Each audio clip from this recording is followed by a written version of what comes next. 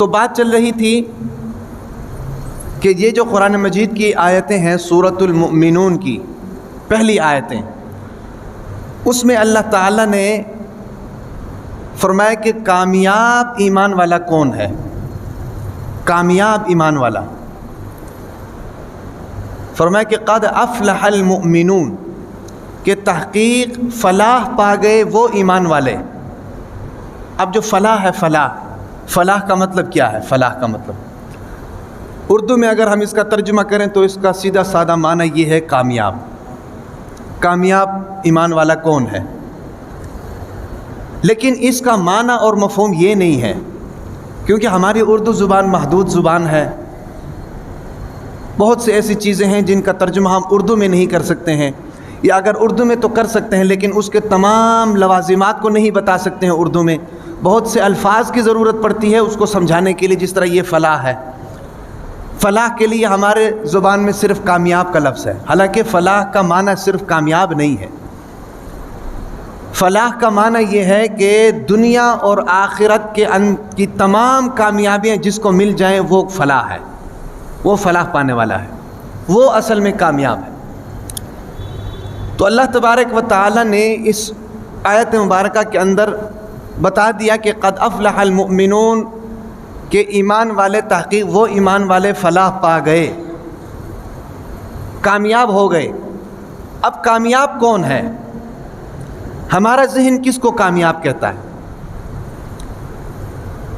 ہمارا جو ذہن ہے وہ ہر اس شخص کو کامیاب کہتا ہے جس کے پاس بینک بیلنس ہو، جس کے پاس پیسے ہوں، نوکر چاکر ہو، ہیں بھائی، کاروبار ہو، رہن سہن اس کا جناب امیروں والا ہو، کپڑے اس کے مہنگے ہوں، تو ہم لوگ کہتے ہیں کہ یہ کامیاب ہے۔ حالانکہ کامیاب شریعت اس کو کامیاب نہیں کہتی۔ یہ جتنے بھی مالدار لوگ ہیں جو ہمیں ظاہراً خوش نظر آتے ہیں، یاد رکھیں کہ ان کی دل کی دنیا ہم سے بھی زیادہ کھوکھلی ہے۔ جس کے پاس پیسے زیادہ اس کی ٹینشن زیادہ، تو پھر یہ تو کامیابی نہ ہوئی نا۔ کامیابی تو وہ ہوتی ہے کہ جس کو ٹینشن نہ ہو۔ یہ جتنے بھی ملینئرز آپ کو نظر آئیں گے، کاروباری آپ کو نظر آئیں گے، پیسے والے آپ کو نظر آئیں گے، ان کی جو ظاہری شکل و صورت ہے وہ ہمیں خوش نظر آئے گی، ہم رشک کریں گے اس کے اوپر، یار بڑا خوش آدمی ہے، ساری چیزیں اس کے پاس ہیں۔ لیکن یاد رکھیں اگر آپ ان کو ٹٹول کر دیکھیں نا جی، تو ان کی دل کی دنیا ہم سے بھی زیادہ کھوکھلی ہوگی۔ ٹینشن ہے، پیسے کی ٹینشن ہے، بچوں کی ٹینشن ہے، بیوی کی ٹینشن ہے، رشتہ داروں کی ٹینشن ہے، کاروبار کی ٹینشن ہے۔ سمجھ آ رہی کہ نہیں؟ ایک جگہ پر ایک آدمی کا جناب انعام نکلا نا، انعام، اور وہ انعام کی رقم تھی 50 کروڑ۔ کتنی؟ 50 کروڑ۔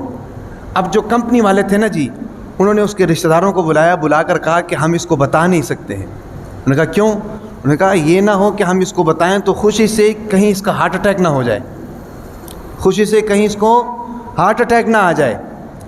تو اگر اس پیسے میں کامیابی ہوتی تو اس کو ہارٹ اٹیک کیوں آتا؟ ہاں بھئی، اس کو ٹینشن کیوں ہوتی؟ تو اس کا مطلب یہ ہے کہ یہ کامیابی نہیں ہے، اس کو کامیابی نہیں کہتے ہیں۔ اللہ تعالیٰ نے اس آیت مبارکہ کے اندر کامیاب لوگ ایمان والوں کے لیے کامیابی کی گارنٹی دی، اور پھر ساتھ میں صفات بھی بیان کی کہ یہ چیزیں جن لوگوں کے اندر ہوں گی وہ سارے کامیاب ہیں۔ اور صرف کامیاب نہیں فرمایا، کامیاب تو ہیں ہی، ساتھ میں یہ فرما دیا کہ یہ جنت الفردوس کے مالک ہیں۔ جنت کا سب سے اونچا مقام جنت الفردوس، اس کے مالک ہیں، اور 7-8 نشانیاں ہیں۔ اور حیرانگی کی بات یہ ہے کہ سب سے پہلی نشانی کون سی ہے پتہ ہے؟ سب سے پہلی نشانی وہ ہے جس میں ہم سب کی کمزوریاں ہیں۔ سب سے پہلی نشانی وہ ہے جس میں ہم سب کی کمزوری ہے۔ قد افلح المؤمنون، تحقیق ایمان والے کامیاب ہو گئے۔ کون؟ الذین هم فی صلاتہم خاشعون، جو اپنی نمازوں کے اندر خشوع پیدا کرتے ہیں۔ یعنی نماز پڑھنا اور پھر نماز کے اندر خشوع کا ہونا، اس کا معنی یہ ہے کہ سب سے زیادہ اور سب سے بڑی کامیابی اور سب سے پہلی کامیابی ایک مسلمان کے لیے اس کا نمازی ہونا ہے. سمجھ آ رہی ہے؟ اس کا نمازی ہونا ہے. اور یہ جو 7-8 نشانیاں اللہ تعالیٰ نے بیان کی ہیں نا، سب سے پہلی نشانی بھی نماز کی ہے اور سب سے آخری نشانی بھی نماز کی ہی بیان کی ہے. یعنی اول بھی نماز، آخر بھی نماز، درمیان میں اور بھی نشانی ہے. الذین هم فی صلاتهم خاشعون والذین هم عن اللغو معرضون والذین هم للزکاة فاعلون. یہ ساری نشانیاں اللہ تعالیٰ نے بیان کی ہیں. تو ان میں سے سب سے پہلی نشانی کیا ہے؟ نماز ہے.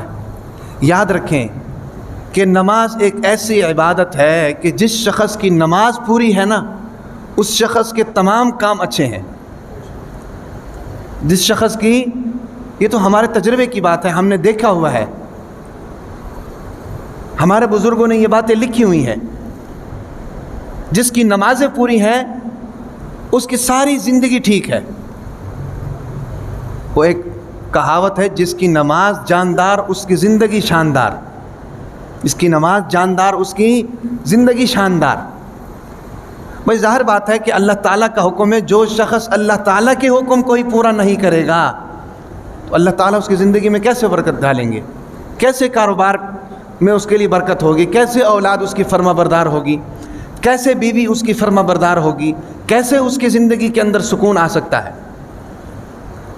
جو سب سے بڑے حکم کو، یہ وہ حکم ہے کہ جس کے بارے میں قیامت کے دن سب سے پہلے سوال ہوگا، لاؤ بھائی نمازیں کتنی ہیں،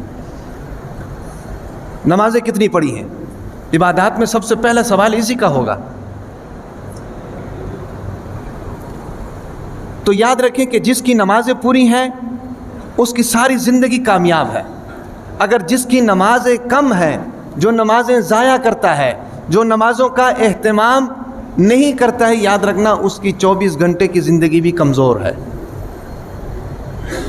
حضرت فاروق اعظم حضرت عمر رضی اللہ تعالی عنہ جب خلیفہ بنے نا جی، تو اللہ تعالیٰ نے ان کو بہت فتوحات دی. تقریباً